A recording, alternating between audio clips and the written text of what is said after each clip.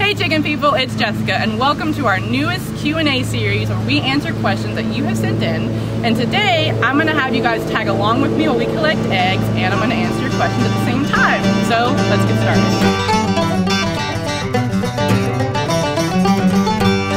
started. So the overall egg collecting process is that we collect once a day, every day. So we'll go around every pen, get any eggs that are in there, we'll mark the pin number on the egg so we know exactly which pen those eggs came from, and then we will wash any eggs that are extremely dirty or soiled, and then we will load them into our refrigerator where they'll be stored until Monday, where they'll be set in the incubator.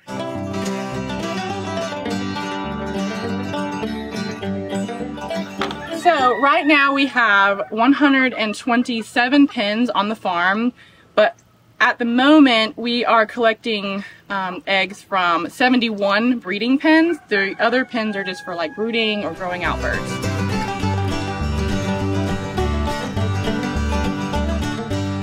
So we actually use a wax pen or pencil marker. It's just wax, so it's pretty nifty. If the eggs are a little bit damp or anything, it'll write really clearly. So right now I have a blue marker, so it looks just like that on the eggs.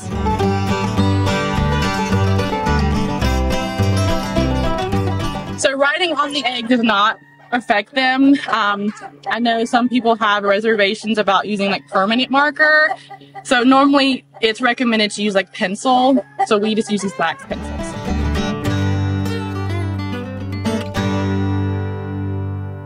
So right now it's not peak season anymore, so production has started to decrease. So at the moment it takes about an hour and 15 to collect eggs from the farm. Okay, so the most eggs that we've collected in one day has to be, if I'm remembering correctly, about 8 trays. So every tray holds 48 eggs, so it's about like 350 eggs, I believe, in a day. My math is right.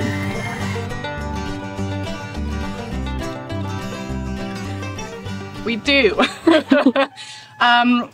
It's not an alarming amount, but definitely in the spring, you do see an increase of gray rat snakes. They're all over the place. We have had a few where we caught them mid-act, so they're like mid-swallowing the egg. We'll try to just relocate the snakes to the other side of the property, because I do like that they eat the mice here, because there are mice on the property. But yeah, a good bit of snakes every spring.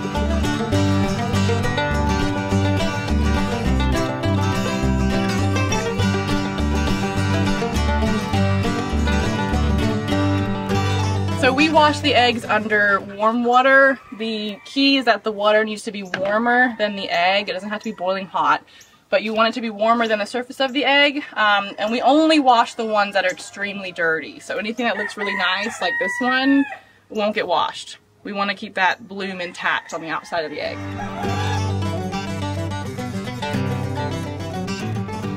So we set eggs in the incubator once a week, every Monday.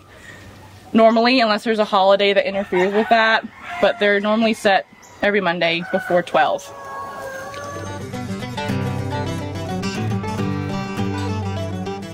Yes, there are eggs that do not make the selection process, so they don't make it through the selection process.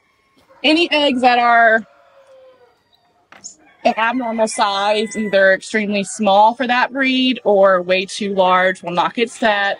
Or if we had any misshapen ones or like really porous or bumpy, those ones won't normally get set in the incubator because they don't normally develop.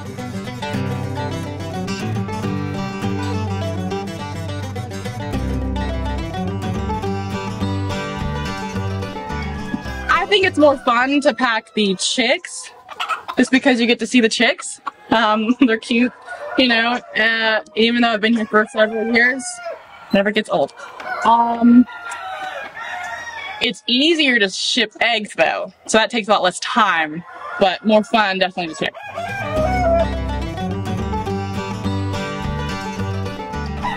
That's a good one. You can incubate an egg normally like up to 3 weeks later, but like every week after that I guess, time they were laid, you do have a decrease in the probability that they will develop, if that makes sense. So you can get a chick from a 3-week-old egg, but normally you want to set the freshest eggs possible.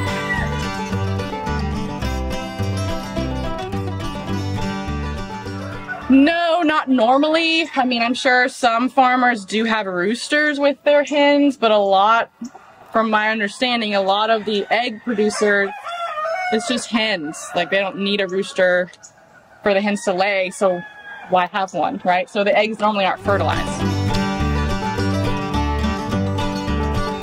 I'm not going to go into a really detailed answer, but it really just stems from the genetics. So different breeds were created from different other breeds, right? And just the genetic makeup of that breed will determine what color egg they lay. So that will give you a nice olive egg. So olive eggers, normally you take a really dark brown, cross it with the blue, and you get a really nice olive.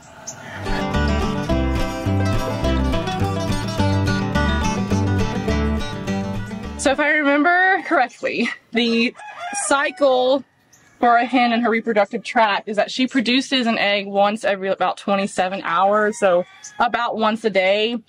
Normally, if she lays 2 in a day, it's just kind of like a defect in that cycle, but normally it's just one that's calcified at a time.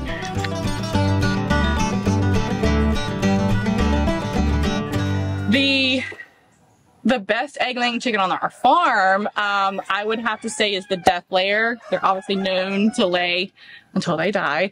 But their eggs are more medium-sized. If you want a great producer that also lays big eggs, I have 3 suggestions. 55 flowery hen, the Bielefelder, or the Pita Pinta Asturiana. They lay honkin' eggs, and they're beautiful, and they lay a lot of them. Okay, so that's all for now. I'm going to set these down, and then we'll head over and wash these eggs, and I'll show you what happens after.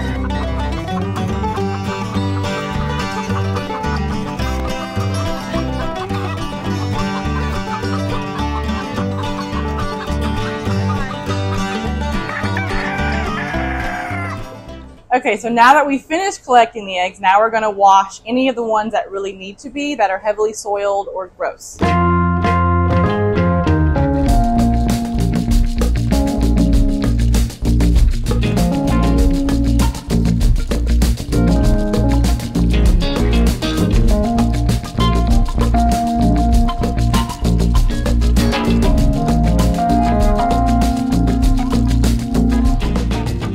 Now that we've washed the eggs, it's time to count how many we collected per pen, and then we're going to load them into the fridge. We'll sort them so everything's nice and organized. So I'm going to start counting them, and then I'll show you how we sort them.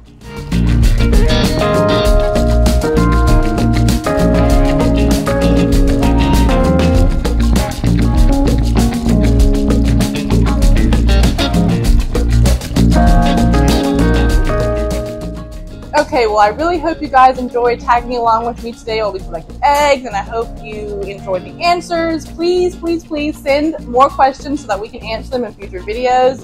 And with that, we will see you guys next time.